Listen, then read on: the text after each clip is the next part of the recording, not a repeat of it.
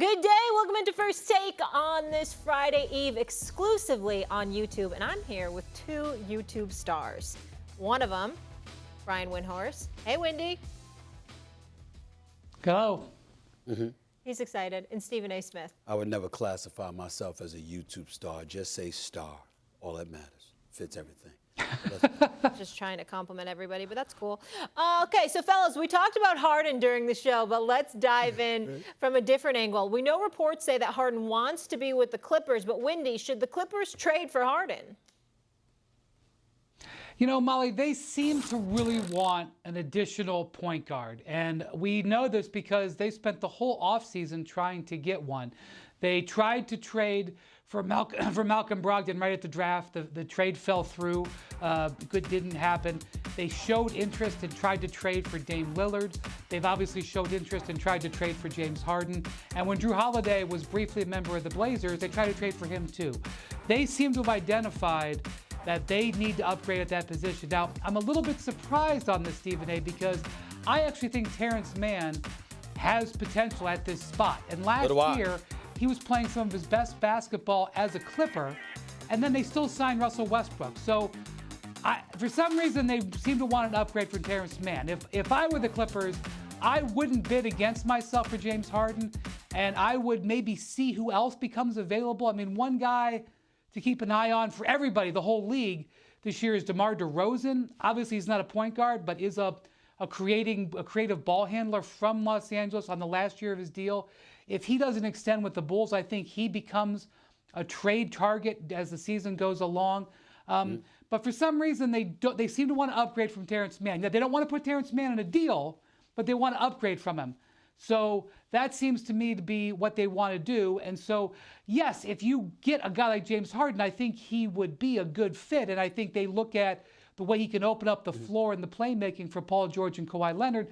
I'm just not so sure that they should pay a heavy price for him because there's nobody else bidding. Here's my problem with what you're saying, Wendy.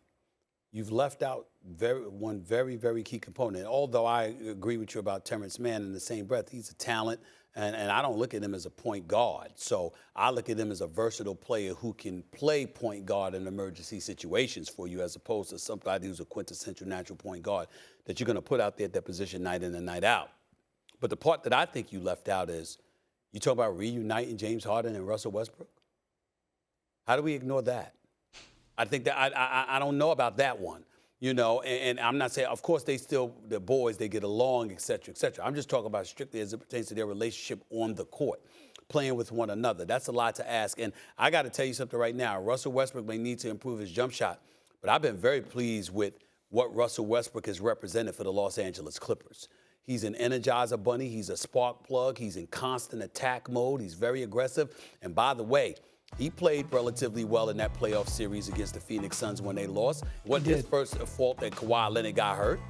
Okay, wasn't his fault that Paul George, was hurt. I mean, think about what Russell Westbrook would have been able to do if he had some of those pieces or a couple of those pieces available to him. And so I look at it from that perspective. And what I would say to the Clippers, don't sleep on what Russell Westbrook could do for you with those two dudes playing with him.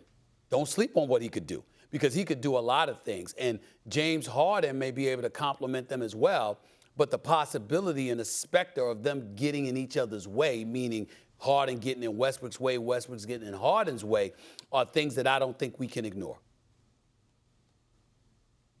Yeah. Windy, I want to say that go ahead. Westbrook,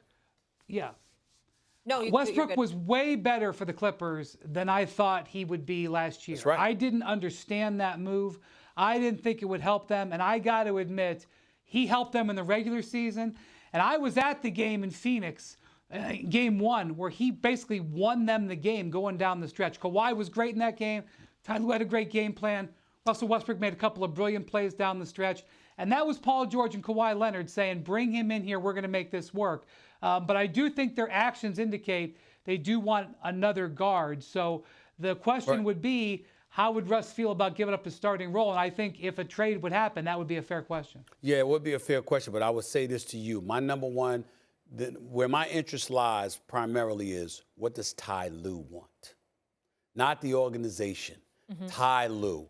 And if there's ever a coach that should have dominion over decision-making for a particular season, Wendy, Molly, it's Ty Lue. You know why? Because of the situation that you've put him in. We all know how frustrated he's been. And I'm going to tell you why he's been frustrated. And I explained this to Paul George on his podcast, Podcast P. You know what I'm saying? I explained this to him. I said, when you get hurt, we all see it.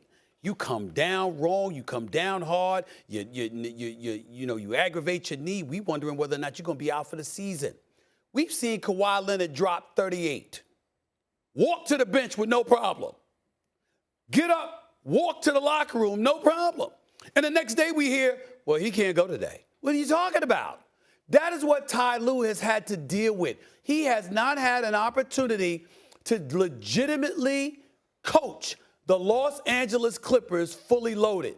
So to me, when it comes to Harden, the person who should be key in deciding whether to make that move or not is Ty Lue. He deserves his championship pedigree and his brilliance as a coach, because we all know he can coach. He should have the right to say, literally, definitively, unilaterally, I want this dude or I don't. Ty Lue should be able to make that call. Wendy, do you have anything else you want to add there? We got a little bit of a delay, so I don't want to cut you off again. No, that's fine. I'm in total agreement with Stephen A. on this. All right. I think we're out of time, folks. Well, I just want to emphasize that, the brilliance of Brian Windhorst. Not only is he brilliant on television, brilliant on the NBA Today, brilliant on his podcast, but you see what he said? I'm totally in agreement with Stephen A. on this. That is a winning formula, my brother. That is a winning formula. Wendy, at least he's on brand, Thanks for right? having me. Yeah, he's on brand. I'm never right. on brand. I'm just me. He's I can't consistent. stand people yes, on brand. On brand. They're It's fake. your brand. They're fake. Your brand. But they're not themselves. It's their brand. This is me. Okay. Goodbye, everyone. Thanks for watching. Bye, Wendy. Be sure to watch First Take Monday through Bye-bye. Friday, 10 a.m. on ESPN. Be sure to check out more exclusive First Take debates right here on YouTube.